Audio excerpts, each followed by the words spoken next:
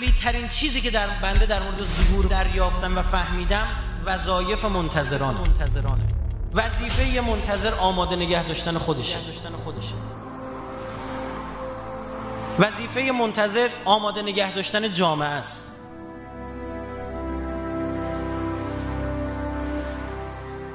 وقتی میفرماد افضل الاعمال انتظار الفرج، افضل اعمال یعنی عمله، اکت، کنشه، بی عملی نیست.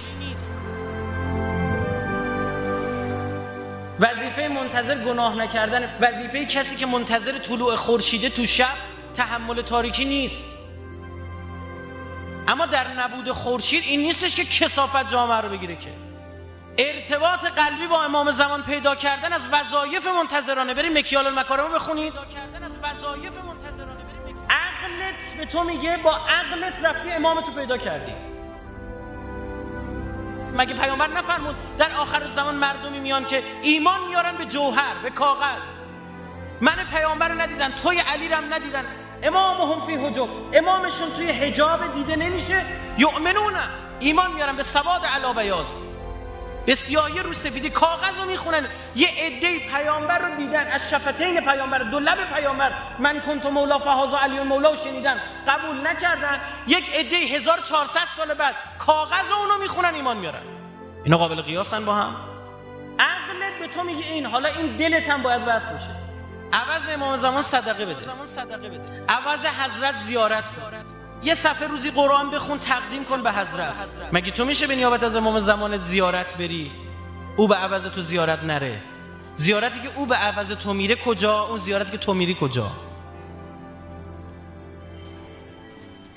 یک عبارتی در دعای عهد خیلی بنده رو اذیت کرد. اینو چند وقت پیشم گفتم. خب لطف خدا، ما سال‌هاست دارم دعای عهد رو میخونم، شاید روزی 2-3 بارم بخونم. هر بار از خونه صبح که میخونم هیچ، هر بار از خونه برم بیرونم میخونم. چی میگه؟ والمصارعین علیه فی قضاء حوائج. شما از خدا میخوای، مصارع، از کسایی که سرعت، فی قضاء حوائجه، یعنی از خدا میخوای جز کسایی باشی که حوائج امام زمان رو برآورده میکنن. سالها من این دعا رو خونده بودم، به این عبارت توجه نکرده بودم. واقعا اون روز که یک لحظه شاید لطف به بنده شد کم به این دقت کردم، دیدم چه مظلومیتی امام زمان داره که گیر ماها افتاده. که بزرگترین یقینا حاجت حضرت ظهوره. چرا؟ چون ظلم بر ماها تمام بشه. ببینید چه شده که این قفل کلیدش افتاده دست ماها. این خیلی دردآوره. یعنی یه منی که سر تا پا گناهم، سر تا پا خطا هستم، هیچ چیز قابل دفاعی ندارم، نهایت هستی، پاکی از اهل بیت پیامبر، امام معصوم، من باید او رو حاجت روا کنم. خیلی عجیبه ها. من این چه گیر خودمم. این همه آدم تو دنیا به قرآن ظلم و جور دنیا رو گرفته، والله گرفته، همه سرشون تو آخر دنیاست. خدا خیلی ارزشمنده امشب اینجایی. نمیدونم کی برات دعا کرد، کی برامون دعا کرده، خودش دعا کرده. ما که کاری نیستیم که. مگه میشه بی دعوتنامه اومده باشیم اینجا؟ حالا قرار حاجت ایشون رو روا کنیم. من امشب روم نمیشه چیز دیگه جز ظهور بخوام.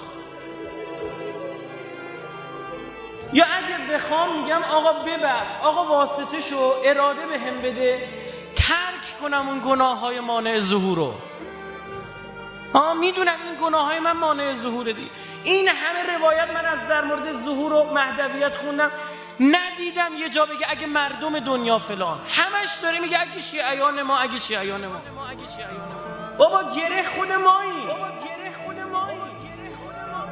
این قفل رو خود ما درست کردیم. خودخواهی نکنیم. اصلا ما میگیم آقا رو میخوایم برای خودمون، نه، امشب آقا رو بر خودش بخوای. این خیلی قشنگ‌تره. بگی ما امشب خودتو برای خودت میخوام. یعنی نگاهی به ما کن. میدونم که پاسخ خواهم. انشاءالله.